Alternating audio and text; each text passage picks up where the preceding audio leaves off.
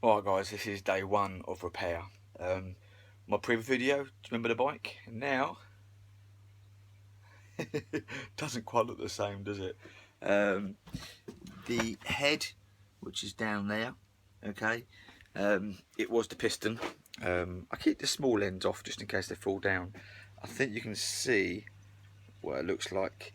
It hadn't smashed up at all, but look at all the scoring. I mean, this poor little thing was exactly what I said it was. Where that belt had broke, it had just rubbed and done too much damage. The pot itself isn't too bad, so I'm going to keep that. And obviously, like I said, taking off all the panels. The variator system, I was worried actually about the grinding, I said to you, but actually it turns over quite well actually, so I wasn't too worried about that. It's not now because I've obviously got it there, but look, there you go, look at that. So that's not too bad. I'm sort of worried possibly about the bearings because they sound a little bit rough, but again it's because it's all off and it's dry and everything else. I will service the carburettor. Obviously the front end, I've took them off anyway. Oh God, I've just got to sort this out. He's painted everywhere, you know. This is what I'm trying to say about the overspray. It looks cack. I've got to jack it right up in the air. Good having a stable bit on this to get the forks out, which I'm slowly getting the forks out. And I'm surprised this came off quite easy, the ignition barrel. So I've got a new ignition barrel coming. Hand guards on this one. I've got new grips coming for this. I've got a nice pair of LED hand guards. I've got grips coming as well. Fork seals. The forks themselves ain't too bad. So I'm going to do the fork seals. The worst thing in the world though, can you see that guys, that bolt there? The bugger's rounded. That's not good. So the only way of doing it, that slit there, hacksaw right through it. Then I've got to drill it out and then put a bolt right through it to get this off, to get the wheel off. I have to get the wheel off no matter what I do. The speedo drive was wrapped round. The spray everywhere. Got to clean the spray everywhere off. Brakes were good on this, so again, more spray, overspray, get it off. So it looks like I'll be sorting the forks out, doing the pot, and I've got lots of goodies coming. Well over 200 quid's worth of goodies coming so far. The panels are all there. I am going to tackle them. I'm going to rub them the right way down. As I said, compound them all up. Also got a little switch sorted today. That wasn't hard at all. And if you look, it needs a little bit of work still doing to it. It's a little bit loose in there. I had, as I said to you, the Speed Fight ones, I've got some down here. And it wasn't too different than that. But I didn't want to put that on because the cable's much shorter. So there we go. That's the first part, hour's worth today. Good hour's worth, if I'm honest with you. Bit hot in my shed again. It's nice and warm here still in August.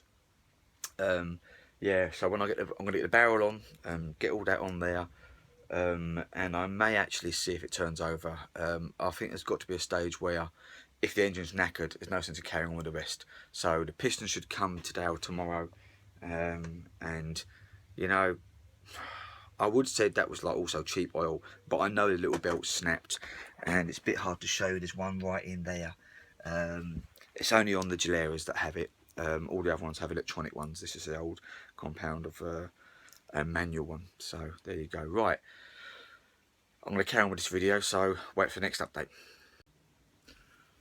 Right, hi guys.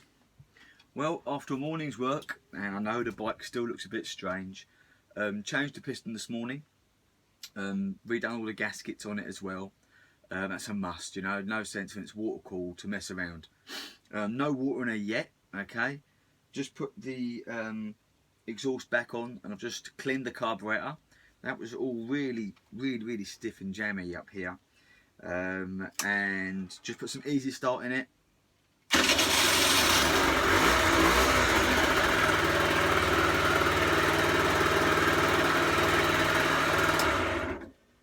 That's not bad, is it?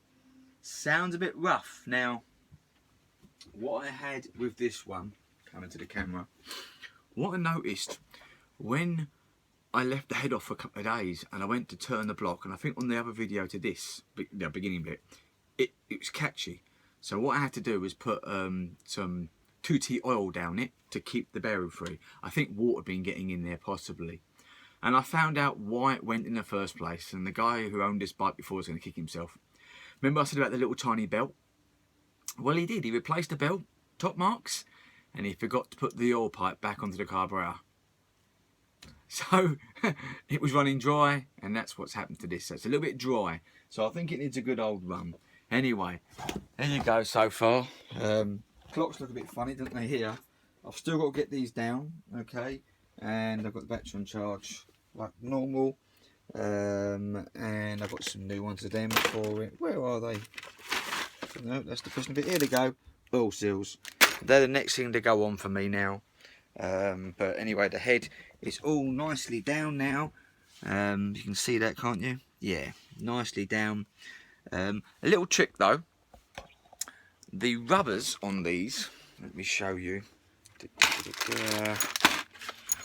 This is the rubber that goes around the head, okay?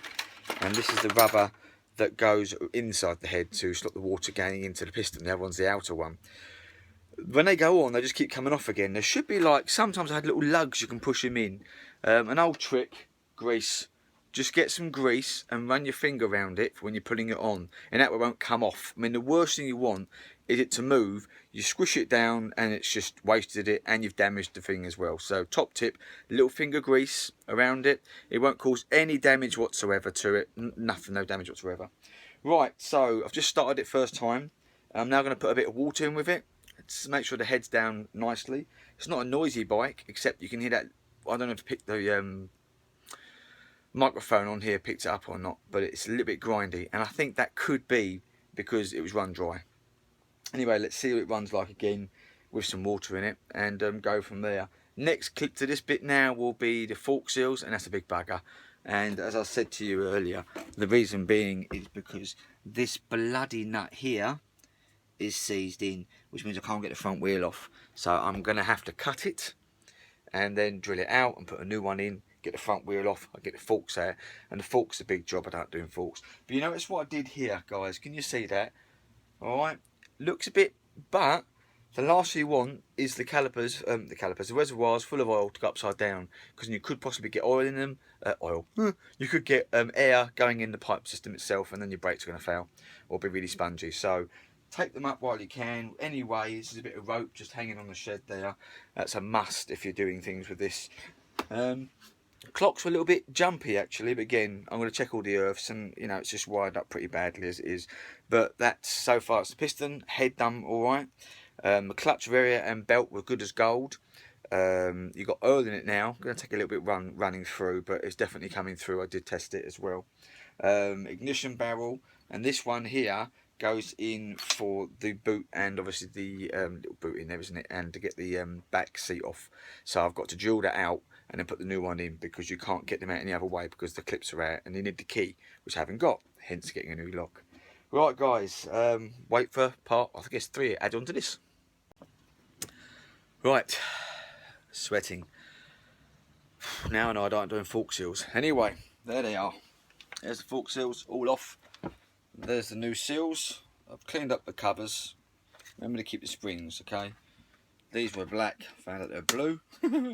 Bits and bobs. Right 10 weight to go in there. There's the old stuff.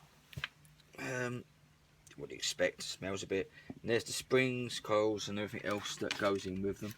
So that's job done. Next, put the right weight there. Now you do need a manual for that. You can't just pour it in. You're never going to know. God, I'm sweating.